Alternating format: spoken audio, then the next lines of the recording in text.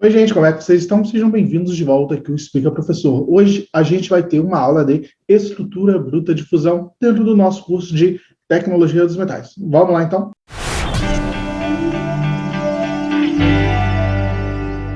Bom, para quem não me conhece, meu nome é Júlio Altoé, eu sou professor aqui do canal. E se você chegou aqui agora, se você não conhece o canal, está chegando aqui para esse primeiro vídeo, eu peço para que você se inscreva no canal e já deixe um like aí, porque isso ajuda bastante aqui a continuar produzindo esse conteúdo. Se você já acompanha o canal aqui, já gosta do canal, também deixe esse like, que ele é muito importante para mim. Vamos agora para a nossa aula. A gente já viu os nossos processos ali de nucleação, de crescimento, a gente viu os mecanismos, a gente viu como a gente determina o tamanho de dendrita, a gente viu como que ocorre esse crescimento, tempo de solidificação, como isso vai influenciar na propriedade do material. E hoje eu quero falar sobre a estrutura bruta de fusão, nossa estrutura de fundição. Muitas vezes é chamada de estrutura de fundição, né, porque tem algumas zonas ali muito importantes para esse tipo de processo. O pessoal, quando vai trabalhar de soldagem também, eles costumam introduzir essa ideia para você entender como ocorre o processo de solidificação, como que será a estrutura durante esse processo de solidificação. Quando a gente está fabricando ali um processo por fundição, principalmente, os metais fundidos eles são frequentemente despejados em moldes, né? Deixa eu pegar a minha caneta aqui para vocês. E eles são permitidos a solidificar. Normalmente, quando eu estou falando ali de fundição, a gente tem diversas formas de fundição. A gente tem fundição de areia, fundição com molde cerâmico, fundição com gesso, a gente tem fundição para formar lingote e tudo mais, né? Então, basicamente, a gente vai ter ali duas divisões de fundição. Numa fundição, eu vou tender a formar já uma peça num formato meio que final, né? Num molde, o qual eu quero pelo menos um formato mais próximo do que eu vou utilizar, ou então, como se eu tivesse um moldezinho, deixa eu desenhar aqui um pouquinho para vocês, é como se eu estivesse despejando aqui dentro desse molde, e esse molde aqui, sei lá, ele tem um formato um pouquinho mais complexo, que é o que a gente tem ali quando eu tenho um molde já de areia, por exemplo, ou um molde com uma estrutura mais fina. E eu tenho uma segunda forma de formar do meu processo de fundição, que é quando eu obtenho ali os lingotes, né? Os lingotes, eles são meio que tarugos ali, eles podem ser chapas, né? Depois da siderurgia, a gente tem o lingotamento contínuo, por exemplo, que é uma forma de formar lingotes, depois a gente aplica uma conformação mecânica neles. Então, a gente tem dois processos em geral, um que eu vou formar uma peça e outro que eu vou formar um lingotes.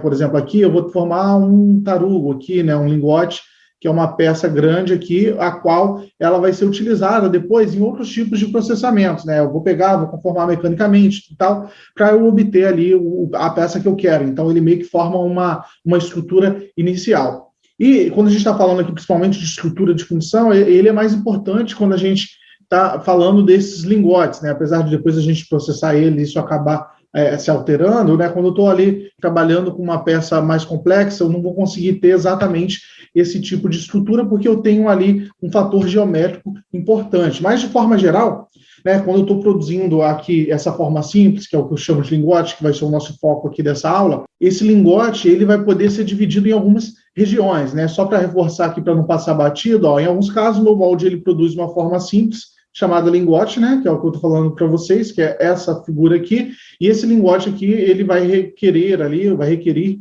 uma grande deformação plástica, porque depois eu vou ter que trabalhar ele para obter uma peça de forma a qual eu possa aplicar essa peça para algum tipo de produto final. Mas quando eu tenho aqui esse lingote, que é o nosso objeto aqui de estudo de hoje, eu vou ter essas três regiões importantes aqui. Eu vou ter uma zona conquilhada, uma zona colunar e uma zona central, né? Muitas vezes isso aqui também chama de zona equiaxial, e muitas vezes essa zona aqui também ela é chamada de zona ecoaxial central, né? Então, o que a gente tem aqui? Se eu estou imaginando aqui um tarugo, né? Esse aqui é como se fosse um corte do meu tarugo. Aqui eu tenho o meu molde, né? Meu molde aqui de fundição, né? Onde eu utilizei para deixar esse tarugo. Eu vou ter uma zona aqui onde eu vou formar a minha zona coquilhada, que é essa zona aqui, ó. Eu vou ter aqui a minha zona colunar, que é essa zona aqui que eu formo colunas. Eu vou ter aqui a minha zona central, que é a minha zona equiaxial. Aqui a gente está vendo que isso aqui resulta nesse tipo de estrutura, se eu ver essa estrutura de cima, né? Aqui eu tenho a minha zona coquilhada, depois eu tenho a minha zona colunar, a gente já vai estudar cada zona dessa em específico, e aqui na parte central eu vou ter a minha zona equiaxial central. A gente vai ver que algumas variáveis podem alterar, né, o tamanho dessas zonas, se essas zonas vão aparecer ou não. Então, gente, falando aqui agora, primeiro, da nossa zona coquilhada, A minha zona coquilhada essa vai ser essa faixa estreita que a gente estava representando ali, e aqui na parte, principalmente aqui do meu molde, né? E nesse meu molde ele já vai ser uma zona de nucleação, é onde eu vou nuclear essa zona coquilhada, né? Onde eu vou ter uns grãos ali que eles vão ser uns centros de nucleação para eu formar a minha estrutura. Então, eles vão ser aqui orientados aleatoriamente na minha superfície do meu fundido, e o metal, aqui na parede do molde, ele é o primeiro a esfriar até a temperatura de congelamento, ou a minha temperatura de solidificação. Então, a minha parede aqui do meu molde, ele também vai fornecer muitas superfícies nas quais ocorre a nucleação heterogênea. Lembra quando a gente estava falando de nucleação? Eu tenho a nucleação homogênea e heterogênea.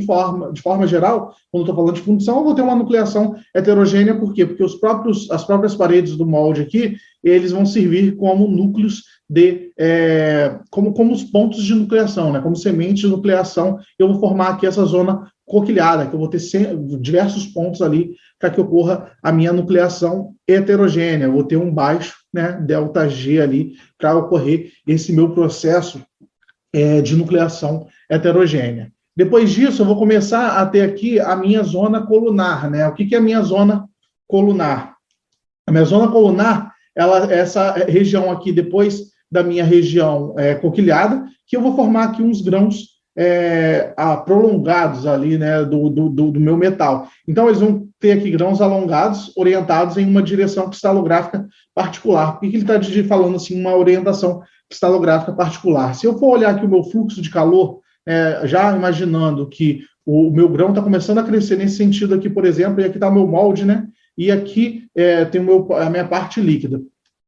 O meu grão aqui, né, que é meu molde, a gente viu que o meu calor, né, quando eu estou tendo uma solidificação, ele vai tender aqui eu vou ter que perder calor, né? Então, quando eu estou perdendo calor, o meu calor ele vai tender a fluir nesse sentido. Então, o meu transporte de calor do meu líquido para a minha solidificação, ele vai sair da parte líquida, aqui que eu tenho maior calor, né? Eu vou ter uma temperatura aqui mais elevada, e ele vai ser transportado para cá, né? Eu vou ter um Q nesse sentido aqui do meu molde.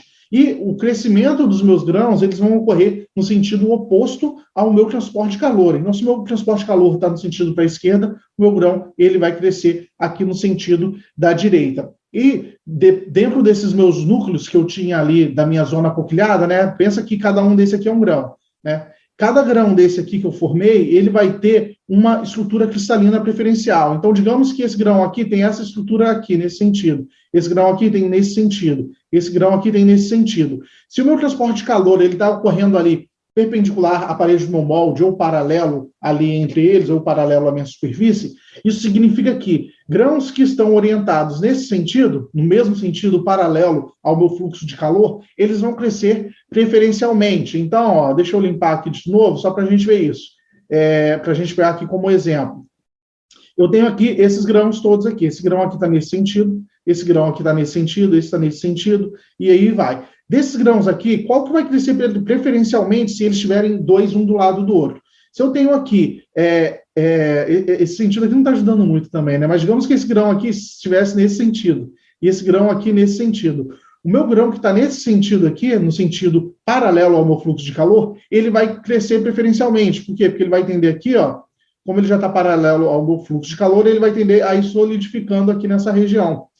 Então, se eu tenho um grão aqui que, por exemplo, está crescendo nesse sentido, deixa eu botar uma outra cor aqui, se eu tenho um grão aqui, por exemplo, está crescendo nesse sentido e um que está crescendo nesse sentido, que vai ser, esse aqui vai ser paralelo ao meu fluxo de calor, esse grão aqui, ele vai crescer preferencialmente do que esse grão que ele não é paralelo ao meu fluxo de calor. A tendência é que ele seja paralelo ao meu fluxo de calor e por isso, inclusive, eu vou ter essa estrutura colunar, né? Que esse aqui é um desenho adequado ou um desenho bonitinho, que é mais representativo, ele está paralelo aqui já. Eu vou ter aqui o que a gente chama de crescimento competitivo entre os grãos. E o que vai ganhar vai ser o que está no sentido do meu fluxo de calor. Então, por isso que eu represento dessa forma, né? Então, esses grãos aqui que no início eram assim, eles vão sempre dar lugar a grãos alongados que estão paralelos ao meu fluxo de calor. Então, por esse sentido, eu vou formar aqui grãos preferencialmente. E por conta dessa propriedade, se eu for avaliar a propriedade física aqui nessa região, eu vou ter aqui o que eu chamo de comportamento anisotrópico. Por quê? Porque eu tenho aqui um grão alongado, né? Diferente aqui, por exemplo, dessa minha região da coquilhada, eu tinha grãos ali aleatórios, em diversas direções, e os que estavam orientados ali contra o meu fluxo de calor cresceram. Porém, como eu tenho grãos aqui nesse sentido, eu vou ter uma propriedade aqui no meu eixo X, que vai ser diferente do meu eixo Z, né? Ou do meu eixo Y ou do meu eixo X, que vai ser diferente do meu eixo Z. Isso a gente chama de anisotropia, quando eu tenho uma propriedade que ela vai diferir do meu grão a partir do momento que eu estou avaliando direções diferentes. Então, no final das contas, essa parte, essa zona colunar, ele vai apresentar essas diferenças ali quando eu estou falando em termos de propriedades. Ali ainda na minha zona colunar, como ela é influenciada principalmente ali pelo meu crescimento, ao invés do meu fenômeno de nucleação, né, porque aqui eu já nucleei meus grãos, então ela vai ser influenciada principalmente pelo meu crescimento.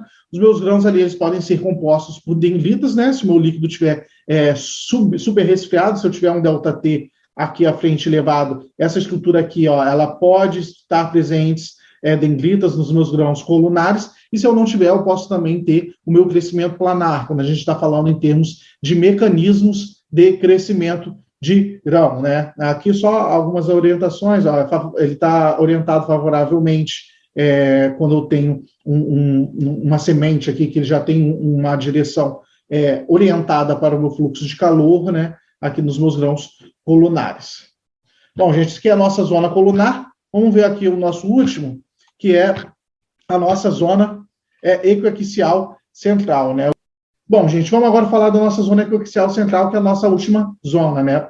Bom, essa minha região colunar, ela vai persistir até que uma região em que as condições de solidificação elas se modifiquem e eu favoreça aqui a nucleação de novos grãos, né, na minha região central do meu lingote. Então, o que vai estar acontecendo? Eu cresci de forma colunar, mas aqui na minha região central, às vezes até pelo processo de convecção, alguns grãos de dendrita, alguns núcleos sólidos, ou caso eu queira adicionar algum tipo de nucleante, ou inoculante, que a gente chama, eu posso aqui nessa região central formar uma estrutura equiaxial central. O que é isso? Significa que aqui eu vou ter uma condição termodinâmica favorável para eu formar grãos de formas esféricas, para que eu tenha uma condição equiaxial. Ao invés de formar colunas, eu vou formar diversos grãos, e esses grãos vão crescendo e vão acabar limitando um ao outro. Então, o grão aqui dessa região, elas são uniformes e normalmente maiores que a zona coquilhada. Então, aqui eu tenho um grão que é muito pequenininho, aqui eu tenho um grão colunar e depois uns grãos grandes. A gente consegue ver isso mais ou menos aqui nessa estrutura que a gente viu numa outra aula, né, que a gente estava comparando um com inoculante e um com não inoculante. Eu já vou comentar sobre isso. Eu tenho aqui a minha zona de coquilhamento, né, minha zona coquilhada. Aqui depois eu vou crescer, eu vou ter uma zona parcialmente colunar, e aqui eu vou ter uma região onde eu vou ter uma região equiaxial central, né? Então, eu estou vendo ali que eu vou ter uns grãos colunares, eu vou ter uma região ali que eu vou formar alguns grãos um pouco maiores que a minha zona equiaxial central. E essa minha formação aqui da minha zona equiaxial central, ele vai ser um processo que ele vai ser controlado por nucleação. A gente estava falando que a minha zona colunar, ela é controlada por crescimento. Aqui, no caso, ela vai ser controlada por nucleação. Então, qualquer elemento que ajude a minha nucleação, um inoculante e tudo mais, ele vai ajudar ali a aumentar essa minha região. Então, Júlia, eu não gosto, isso aqui tem um comportamento isotrópico, isso aqui não é legal para o meu processo, anisotrópico, perdão, não é legal para o meu processo, eu quero um fundido que ele apresente um comportamento que eu tenha o máximo possível de uma zona equiaxial central, né? Eu quero grãos pequenos, eu não quero formar essa estrutura colunar. Então, o que eu faço? Eu posso chegar aqui no caso do nosso exemplo, que a gente viu em umas outras aulas, eu vou adicionar aqui uns inoculantes, por exemplo, em alumínio, eu posso adicionar um pouquinho de titânio, né? Esse titânio ele vai atuar como inoculante. Ao invés de eu ter um crescimento colunar, eu vou ter já um crescimento aqui de uma zona equiaxial mais considerável. Por quê? Porque eu não vou depender só das minhas zonas aqui da minha superfície para que ocorra a minha nucleação. Eu vou estar acontecendo a nucleação tanto na superfície do molde, quanto aqui na parte interna do meu molde. Então, eu não vou ter tempo ali para que ocorra esse tipo de crescimento. Eu já vou ter todo o meu material fundido, eu já vou ter uma região ali que eu vou conseguir solidificar e formar grãos e grãos menores, cada vez menores, quanto mais inoculante eu adicione ou quanto mais eficiente seja o meu inoculante. E um incentivo para isso é que, quando eu faço isso na estrutura do meu material, né, se eu tenho aqui uma zona que ela tipo essa segunda imagem que ela é equiaxial, eu vou ter aqui materiais que, se eu avaliar nesse sentido, eu vou ter uma propriedade, se eu avaliar nesse sentido, eu vou ter uma propriedade muito parecida, ou seja, eu vou ter um material que ele vai apresentar um comportamento isotrópico. Então, aqui, ó, a minha estrutura e a microestrutura do meu lingote, fundido, eles são importantes principalmente para componentes que são fundidos diretamente em uma forma final, né, de forma geral. Por quê? Porque aqui eu ainda não vou sofrer nenhum tipo de processamento. Então, quando eu estou já numa forma final que eu vou utilizar, é interessante eu ter esse tipo de inoculante para que eu não tenha uma variação na propriedade.